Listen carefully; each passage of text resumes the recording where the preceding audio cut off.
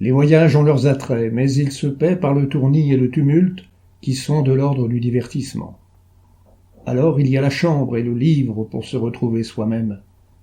Jamais dans notre monde éclaté et chaotique, on n'a cherché plus fébrilement un refuge. Encore faut-il qu'il soit sûr. Il y a donc la chambre et le livre.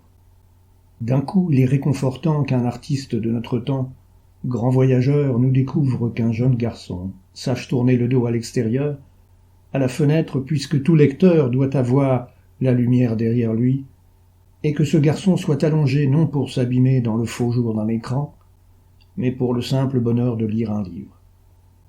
Bertrand de Miolis a, entre autres mérites, celui de fixer ici une attitude humaine, archétypale, qui peut-être va se perdre à jamais, celle du lecteur, et ce garçon en culotte courte nous rappelle nos éternelles et solitaires lectures d'adolescence.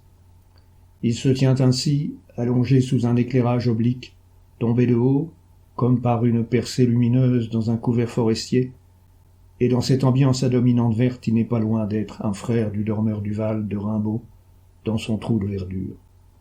Mais ici rien d'inquiétant, le jeune lecteur est bien vivant, plus que jamais malgré les apparences, rien de pathétique, seulement la paix, l'intime et le familier, jusqu'à la pointe des pieds en chaussettes par précaution.